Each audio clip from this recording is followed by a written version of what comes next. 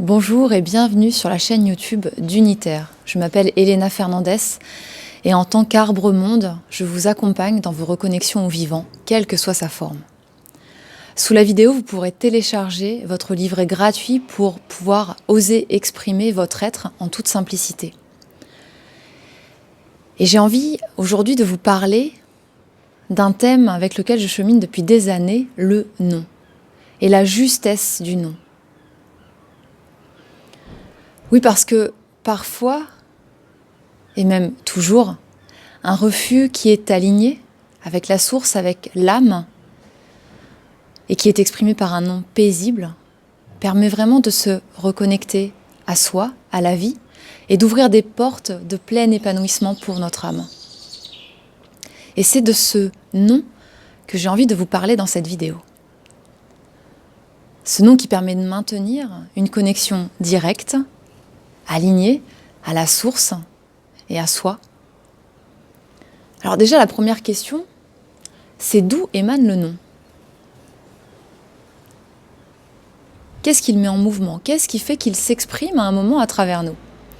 Il y a bien sûr le non que l'on expérimente dès l'enfance, qui est le non de l'ego. Celui qui est là pour protéger quelque chose, protéger un existant.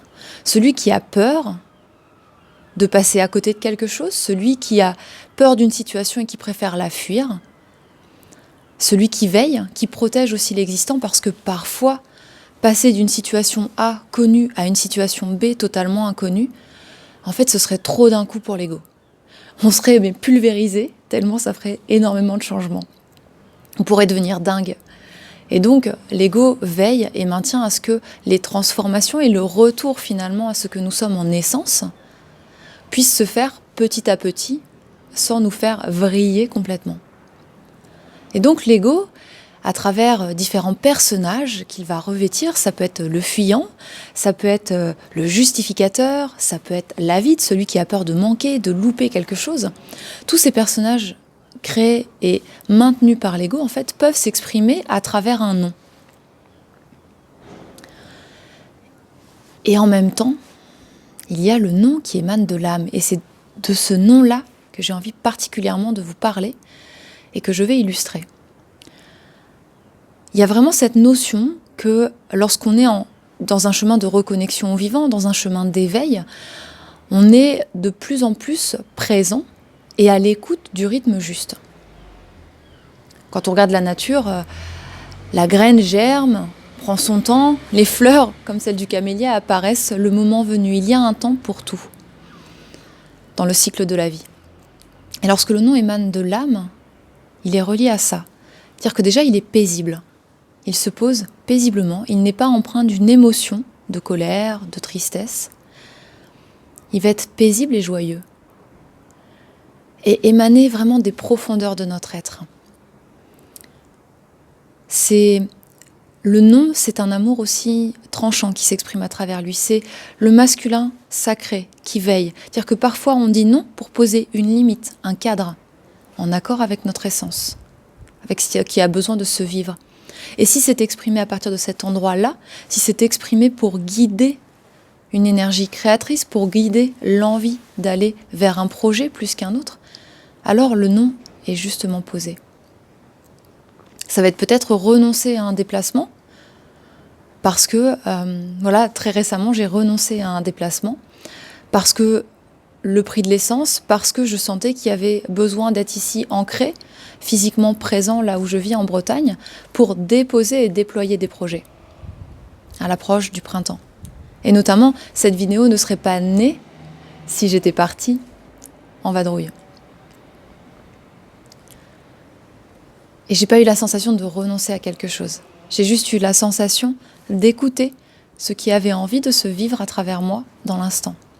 Autre exemple, j'ai eu l'opportunité d'aller rencontrer un peuple autochtone récemment par l'intermédiaire d'un ami. Beaucoup de joie au début.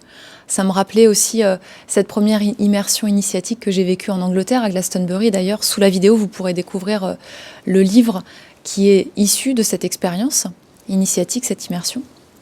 Et je sais qu'il y en aura une prochaine, de plusieurs mois, près d'un peuple autochtone. Je ne sais pas quand, Mais je sais que ça, c'est là, que c'est présent. Et lorsque cette opportunité s'est présentée à moi, je me suis dit, ça y est, c'est le moment, c'est maintenant. C'était là, en avril 2022. L'argent était disponible, le temps aussi. J'avais ces 10 jours de disponibilité. Et pourtant, le personnage du fuyant était paisible, ne se montrait pas. Celui du justificateur non plus. Et il y avait la sensation que ce voyage était là à portée de main, mais qu'il serait plus savoureux, plus juste et plus aligné en attendant, en acceptant de le reporter. Et au fond de moi, ça disait, mais oui, bien sûr que c'est un non, maintenant, mais pour ouvrir d'autres portes. Je ne savais pas lesquelles. Et déjà, au moment où je tourne cette vidéo, les autres portes sont ouvertes. Une autre rencontre se profile en juin pour que je puisse rencontrer un peuple autochtone. Alors, il n'y a pas de chemin écrit, il n'y a pas de recette magique, juste observer, accompagner et accueillir ce qui se vit à travers vous. Ça peut être une incapacité à dire non. Ça peut être un non timide, fébrile qui s'exprime. Ça peut être aussi parfois un non empreint de colère parce qu'il y aura besoin qu'il y ait cette colère qui appuie ce non à cet instant. Et puis à un moment, il y aura cette justesse du non, ce non aligné qui vous enveloppe totalement, qui est entendu au-delà de vous et qui va permettre d'ouvrir des portes d'expression de votre vraie nature, de votre âme. Y compris des portes auxquelles vous n'avez pas du tout pensé, parce que la magie du vivant est là, c'est son mystère. Et toutes les formes d'expression du non sont justes. Elles font partie du chemin dans votre reconnexion au vivant. Et je suis passée par cette incapacité à dire non. Et aujourd'hui, quelques années après, c'est la justesse du non qui s'élève. Et c'est beau. Et peu importe le temps que ça prend. C'est juste beau et significatif d'une reconnexion plus forte au vivant. Voilà, amusez-vous avec le non, observez, accompagnez. Juste laissez-vous faire par la vie. Dans cette exploration du non qui aligne et qui nous réaligne et qui nous ramène sur le chemin de cette connexion pleine et entière au vivant, à la source, au divin, à l'univers, appelez-le comme vous le voulez. Prenez soin de vous. À bientôt.